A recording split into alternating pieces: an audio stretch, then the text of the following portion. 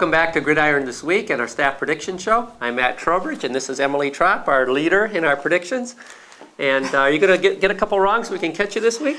I don't know. I think I pulled a few ahead of Brenda last week, but I might have a little bit of advantage because sometimes the area games are tougher to call than the Nick 10s. Although this week with Harlem at Honega, that one could go either way. Oh, to me, it's going to be the toughest game to pick all year. You know, last year Harlem was almost perfect against Honega. At one point, they scored touchdowns on 7 consecutive drives. Their quarterback, Keenan Kellett, had 165 yards at passing, and they had 3 different running backs gain at least 78 yards and average more than 9 yards a carry. They were so explosive.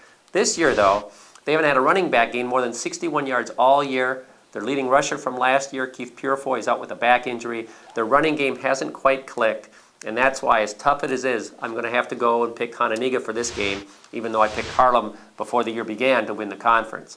If Harlem gets their running game going again, they can still win, but I don't quite trust their running game, so I'm going to go with Honega in a very close, very great game at Harlem. So Emily, as the area expert, what's your best game this week? Well, this is when it really gets fun in the Big Northern because the conference games will finally start in week 5. And we're going to start with Lutheran against Stillman Valley, Oregon at Byron, and the most unpredictable one is going to be Winnebago at Genoa Kingston. Now, I'm going to go with the Indians on this one, they're coming off a tough loss against Richmond Britain last week, but I don't think they're walking away from that game scratching their head, wondering what happened. I think they know exactly what their weaknesses were after playing that tough team, and they're going to head into Genoa Kingston pretty confident. Genoa Kingston, you know, they did a great job with their passing defense against North Boone last week. And, you know, Sartorius and Thomas is a good combination for Winnebago, but I don't think that's Winnebago's strength.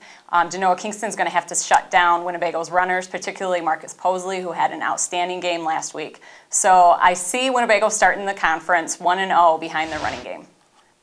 Okay, well, let's take a look at what the rest of the staff has picked this week. I'm Jay Taft, and this week in a big Northern East clash, I'm going with North Boone over Burlington Central. The last time BC faced a passing attack, they lost 35-0 to Caneland. North Boone has about the best passing game in the area, and I like them in a similar result this week. Hi, I'm Doug Goodman, and this week I'm taking Guilford to beat Auburn. Guilford has a strong defense. Last week they only gave up 6 points and still lost the ball game against Belvedere. I think that the Guilford defense again will be strong this week and should be enough to overpower Auburn. Hi, I'm Brenda Young. This week, Polo travels to West Carroll. I have Polo winning this one. The Marcos are off to a great start. Their offensive line has looked phenomenal in their game so far, and it should be another long night for West Carroll. I'm Randy Roof, and I'm tired of losing. I'm 1-3 in video picks so far. If I were a coach, I'd be fired. And it doesn't get any easier this week when I picked the Eastland Pearl City game against Dakota. Both teams are 4-0, and both are ranked in the state.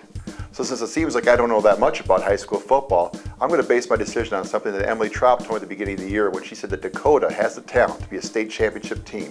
Based on that, I'm going with the Indians on Friday night.